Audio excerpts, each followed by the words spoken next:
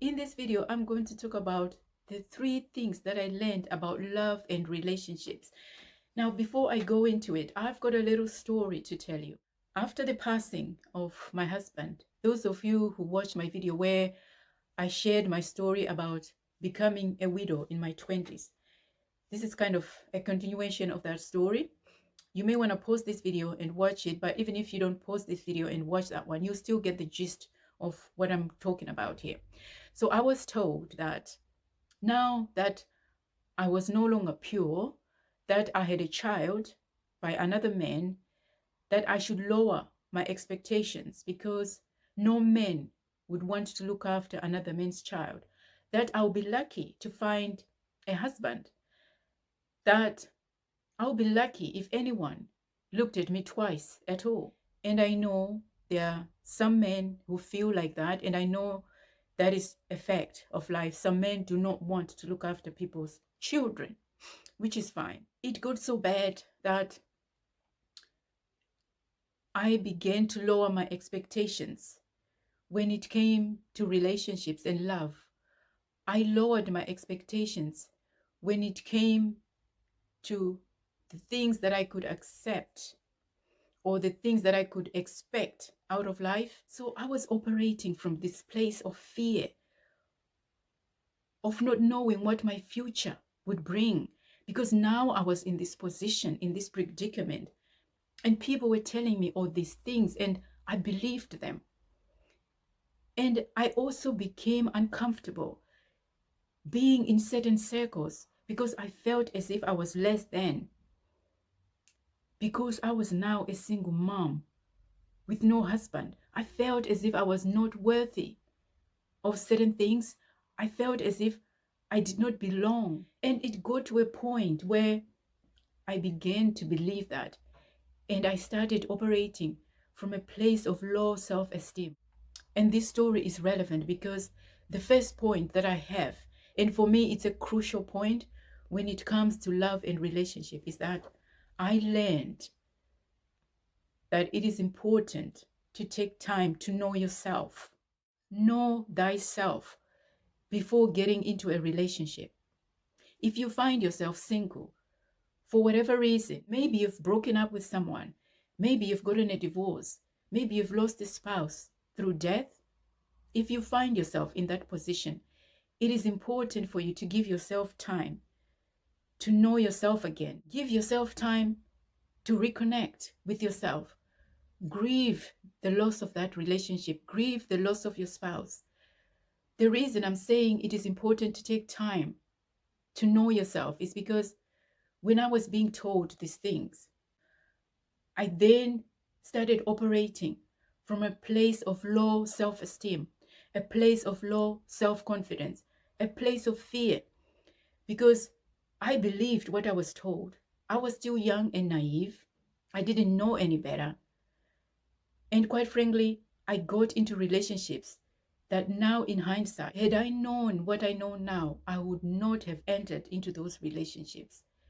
Had I taken the time to know myself, to teach myself about life. Because at the time, as I say, I was still young and naive. I had not learned about life that much. My mind had not opened up to that extent for me to understand how the world operates, for me to get to that place of knowing that just because I'm in this position of being single with a child does not make me less of a person, does not make me less deserving. I would have not lowered my expectations the way I did then.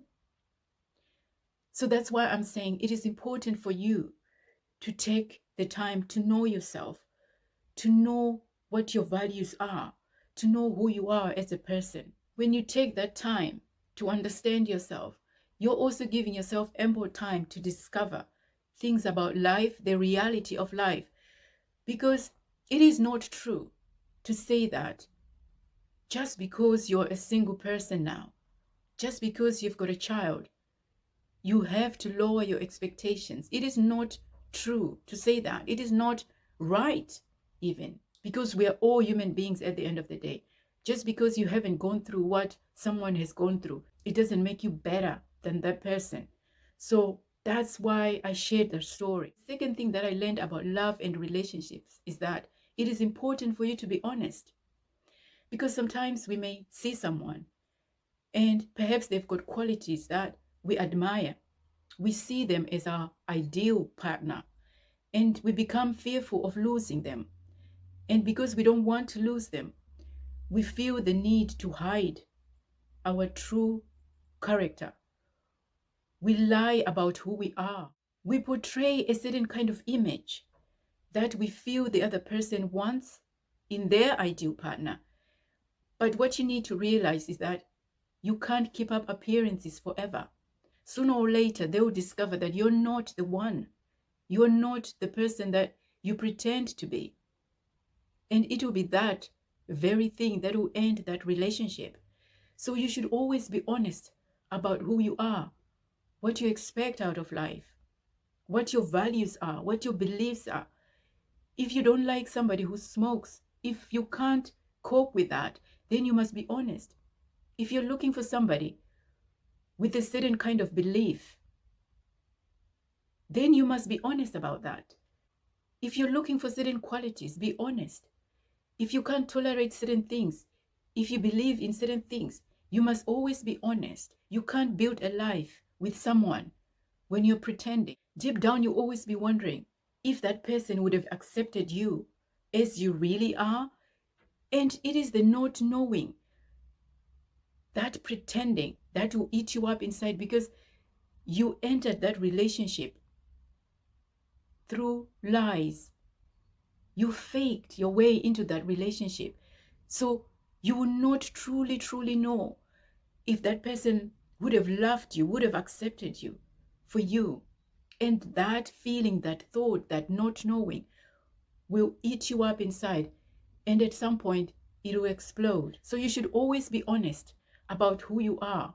And that's not to say that spill all your secrets on the first day that you meet that person. That's not what it is about. It is about being willing to peel off layers of yourself as the relationship progresses at the right time so that the person can see you, not the person that you're pretending to be. And that makes for a good foundation for a relationship. And the third thing that I've learned, which is really the last thing that I want to mention in this video, is that you should never ever fall in love with someone's potential. You see someone, perhaps they've got certain attributes that you want in them, but you know they are lacking in the things, in the fundamental things that you want in a person, but you enter into that relationship believing, hoping that they will change, hoping that they will stop smoking, hoping that they will develop the same values as you, hoping that one day they will magically morph into your ideal partner. I can tell you now that you're setting yourself up for failure. It's a disaster waiting to happen, especially when you're grown. You should realize that grown people, we are set in our ways. You're trying to be someone's fixer.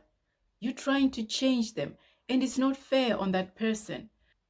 You shouldn't enter that relationship if you know full well that that person is not what you want, but you're hoping, you're praying that one day they will change and become the person that you really want. And that's not to say that people can't change, that people can't improve themselves, that people can't develop. People can develop, but it's not your job to fix someone. It's not your job to save someone. You can't enter a relationship on those bases. It is better to wait until you find the right person for you.